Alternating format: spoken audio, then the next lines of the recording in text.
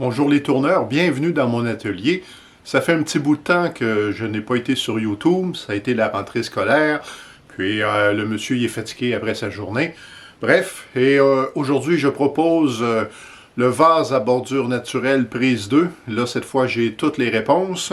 La vidéo courte, c'est un peu la recette. Vous ne verrez pas les outils travaillés parce que vous comprenez les principes des différents outils. Et ce que vous voulez avoir, finalement, c'est un peu le protocole de fabrication. Et donc, la vidéo courte se concentre exactement sur ça. Examen de la pièce d'origine. Donc, c'est un vase avec un pied creusé. Mais la particularité, c'est que la bordure qui est tout à fait inégale, eh bien, c'est ça qu'on veut réussir à obtenir. Alors, j'ai fait mes devoirs. Le point de départ, c'est une pièce de bois de 200 mm de longueur par environ 120 mm de diamètre. Alors, vous vous souvenez probablement de mes gabarits, de mes disques. Eh bien, je prends le disque approprié et en fait, avec les doigts, je suis capable de venir positionner mon disque à ce qui semble être le meilleur centre, parce que mes doigts m'indiquent, je peux toucher la bordure, et comme j'ai un trou au centre, je peux venir le marquer, et ça déjà, c'est un bon départ. Donc j'ai bien marqué mon centre avec mon poinçon, et puis la partie ici va aller contre-pointe, et donc je peux déjà placer ma pièce comme ça. J'ai rien d'ajusté pour le moment. Alors avec ma gouge, je vais venir aplanir ma face ici. En poussant sur l'écorce, la coupe devrait être bien nette. Donc je dessine le tenon ici. Et ça ici, ma petite stratégie, c'est le plus petit tenon que mon mandrin peut accepter. Et j'ai un peu d'espace pour aller le faire. À partir de maintenant, je ne touche plus à l'écorce. Je vais fabriquer mon tenon à l'intérieur. Mes mâchoires ici, parce que j'ai un arrondi comme ça, il faut que j'essaye de faire de la place par l'intérieur. J'ai un petit racloir arrondi et c'est juste de faire de la place. Ce petit bouton-là ne fait pas obstacle dans les mâchoires parce que mon tenon est un peu plus grand et ça me donne toujours une référence de contrepointe. Je retourne la pièce. La pièce est retournée, le haut du vase est ici, le pied est là. Et ma première action va être de venir rectifier la face ici. À nouveau, je trace le tenon le plus petit. Mais là, c'est ce que je vais avoir ici, c'est une ligne de référence. Il ne faut pas que j'enlève la ligne. La ligne de crayon doit rester là. Je dois évaluer un peu tout de suite comment va être proportionné mon vase, puis comme c'est une pratique, c'est-à-dire que la pièce, le diamètre est peut-être un peu grand pour la longueur, mais c'est la pratique.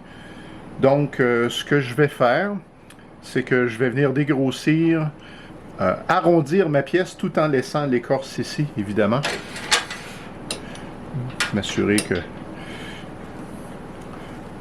je place mon porte-outils un peu en angle parce que éventuellement cette partie-ci va être plus petite. Alors voici le tenon spécial. Donc j'ai mon petit gabarit, 13 mm ici, ça me donne la profondeur de mon prochain tenon. Et puis à l'œil, je viens voir ici pour m'assurer d'avoir un pied qui est relativement proportionné. Et je ne dois pas faire disparaître ma ligne de crayon. Donc, je me place, on va dire à peu près ici. Je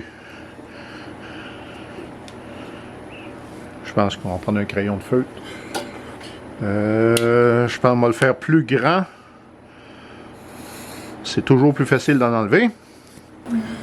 Je vais aussi m'assurer que mon tenon, dans la forme actuelle, peut être pris.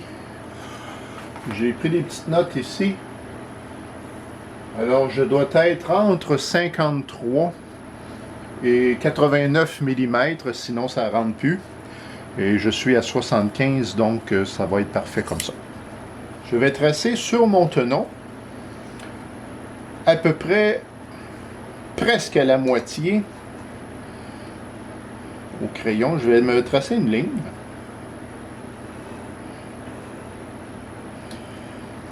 Et sur cette ligne, je vais faire un bourrelet qui, avec l'usinage, va être légèrement plus petit que le tenon lui-même. Et tantôt, quand je vais retourner la pièce encore une fois, le bourrelet va être protégé des mâchoires crantées. Et puis, c'est la partie qui est ici qui va servir de prise. Même que je vais améliorer, définir un peu mieux. Le bordure ici, je vais être capable d'y revenir un peu plus tard.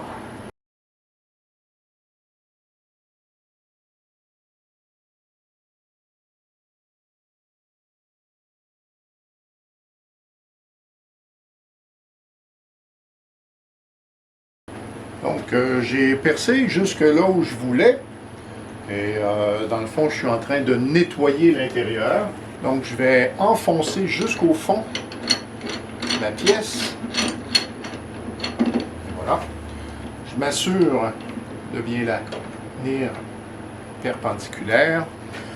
Et ma petite référence ici, bien là, j'ai la chance de vérifier mon centrage qui est parfait, mes amis. Alors là, je peux serrer.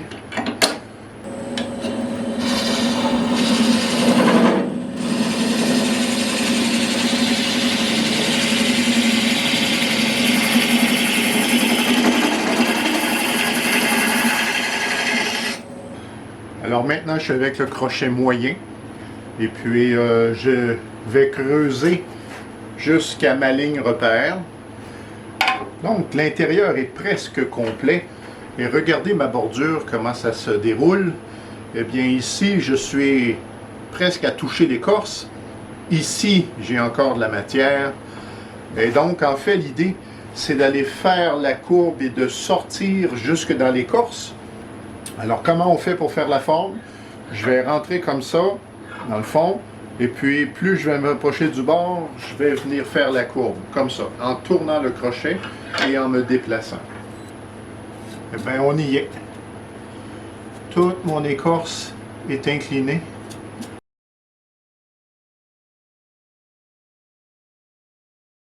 Donc, ma profondeur, elle est jusque-là. Je sais que l'intérieur de mon pied est jusque-là. J'ai donc cette section qui est le joint, si on veut. Là, maintenant, avec une gouge, je vais commencer à aller affiner. Et là, comme mon intérieur a cette forme-là, je vais viser une épaisseur raisonnable. Bon, mettons qu'on met...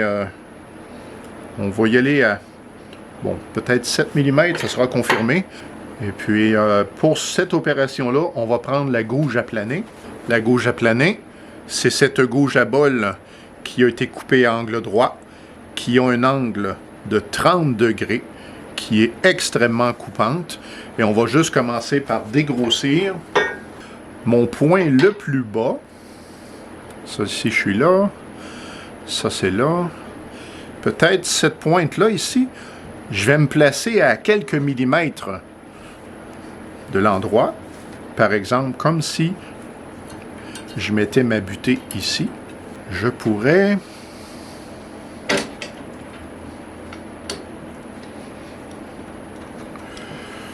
comme ça. Et je pourrais garder ma butée ici comme repère pour pas arrêter le tour inutilement. Alors, je suis assez épais, plusieurs centimètres certainement. Et donc, la situation, c'est que ici, j'ai 7 mm d'épaisseur. Et c'est complet, c'est-à-dire que là, maintenant, avec le compas d'épaisseur, je vais venir m'assurer que j'ai toujours 7 mm partout. Tout ça sera fait avec la gouge à planer. Et je vous reviens quand on est rendu à faire le pied. Donc, vous observez la forme tout à fait irrégulière qui se dessine. C'était l'effet recherché. Donc, le but de la vidéo était de revisiter cette manière de faire pour avoir une bordure naturelle et irrégulière. Le reste du vase a déjà été filmé dans une autre vidéo, donc c'est complet pour moi. Alors voilà, tourneur, pas si mal, pas si mal. C'est une réussite relativement intéressante. Alors on a la bordure tout à fait irrégulière. Et puis j'ai été étonné aussi de voir que les proportions ne sont pas si mal par rapport à l'ouverture. Voilà, ça va faire la galerie. Alors, si ma vidéo vous a été utile, merci de me faire signe, j'apprécie toujours et au plaisir de se revoir une prochaine fois.